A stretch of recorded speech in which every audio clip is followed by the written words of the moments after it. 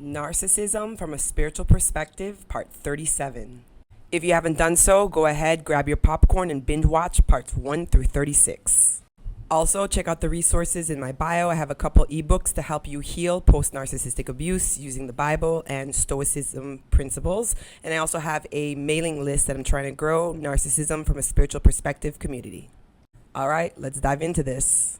I always knew that evil existed in this world, right? And I knew that there were evil people, and those people were pretty obvious to me, right? Through their actions.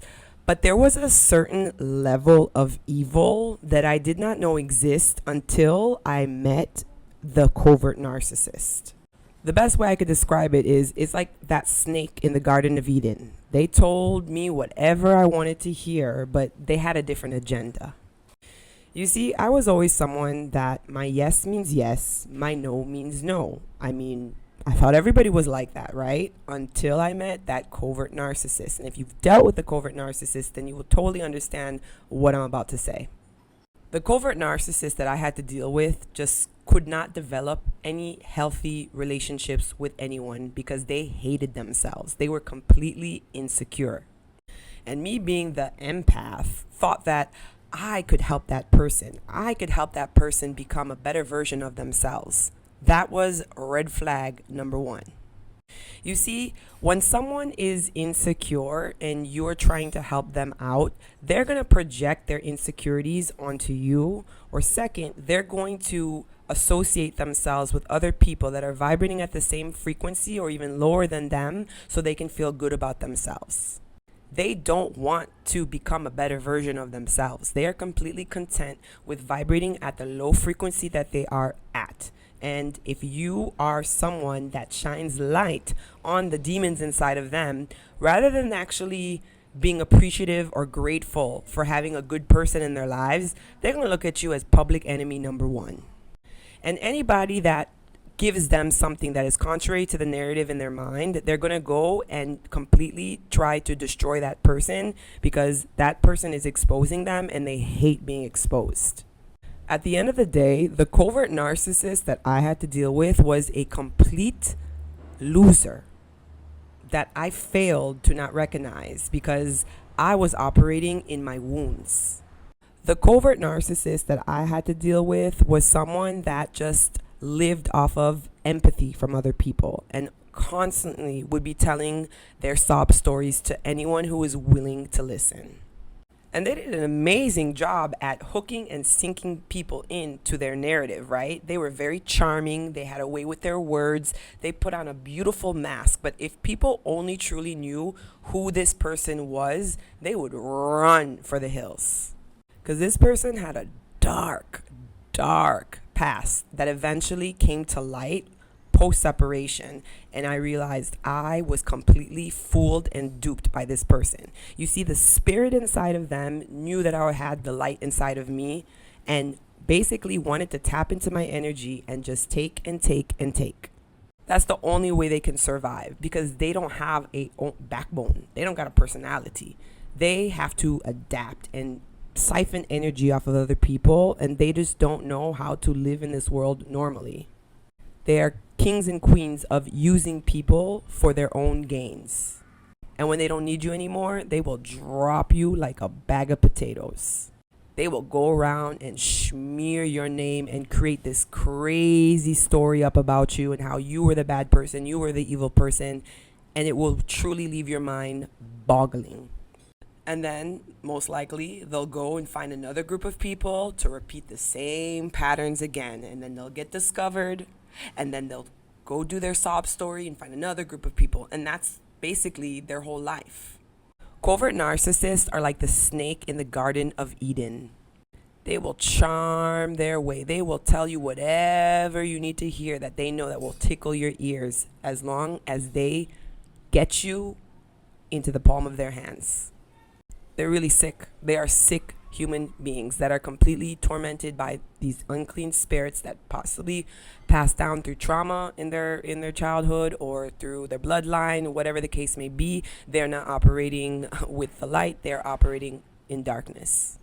And having to deal with that type of spirit will completely rock your world, especially if you trusted that person to be manipulated that way, to think that somebody had your back when they just did not care is really shocking. But let me tell you something. Hindsight is 2020. If you had had the blessing, and I say it's a blessing to be discarded by the narcissist, you better say thank you, Jesus, for removing that disgusting, dark spirit in your life. And I know at the time it might be super, super traumatizing, right? Especially if you spent time with this person, you put your energy into this person. But let me tell you, when you zoom out, you're going to be like, thank you, because these people are poison. These people prey off of other people's insecurities. They prey off of other people's inner child wounds. And at the end of the day, if you were a healed person, you would not have attracted that narcissistic spirit in your life. And the encounter with that narcissistic spirit, like post-narcissistic abuse, will be the catalyst for your spiritual awakening journey. I feel like maybe we have these soul contracts with these narcissists that when there's a specific period in your life, you know, God is like, all right, cue in the narc, and the narc comes in and wreaks so much havoc in your life that you are in so much pain that you don't go to anybody except the Most High. And it's during that period in your life, the Most High is able to kind of prune you and transform you and get you to see things that you didn't see before. And it was all because of the pain that the narcissistic spirit imposed on your life. And you start to not become like a victim. You understand that, you know, there were certain things inside of you that were in vibrational alignment with that narcissist, and you're going to work on healing those pieces of you that caused you to entertain that narcissistic spirit in your life. You're going to get to a point where you're going to look back and you're going to be like, ugh, what was I thinking, right? Because you're going to be so healed that you're going to be like, why would I ever have that type of spirit or energy in my life? If the narcissist has a new supply, you're going to get to the point where you're going to be like, oh, well, that supply clearly is vibrating at the same vibration as the narcissist. Or maybe that person has the same inner childhood wounds that you have, and they have to go through a life lesson by dealing with a narcissist. But at the end of the day, that ain't your problem, right? That's them. You will have long passed that narcissistic experience in your life.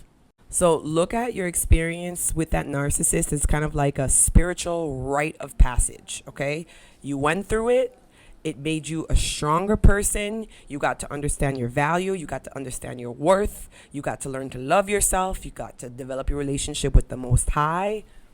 Peace out, narcissist. Have a good life. I believe that you can transform that pain, and then you could look at things from God's set of eyes and realize that this person or these people, these spirits were put in our lives in order for us to heal, for us to acknowledge the power that lies within ourselves, and for us to grow and raise the frequency and the vibration of this planet by tapping into the light within ourselves. There are certain people in life that you just gotta give them to God. Seriously, though they're like, I won't say lost cases, but they're kind of lost cases, or their case is so deep that that's something that the divine can take care of, not you. There's just certain types of people that if you fast forward to 5 years from now, they're still going to be operating in the same frequency.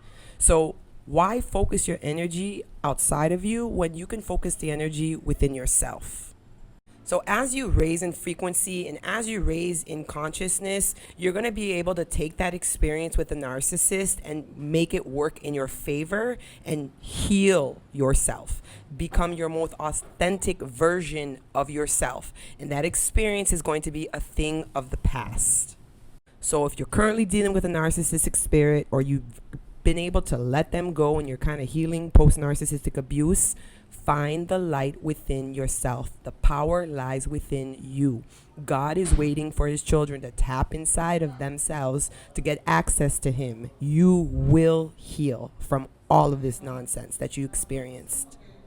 Be sure to like and follow my page, and I'll catch you in the next video. Stay strong, saints. If you're looking for resources to help you heal post-narcissistic abuse, check out Rising Up, 30 days of biblically inspired journal prompts to help feed your spirit. Take your power back and defeat the narcissist. The link to the ebook is in the description below.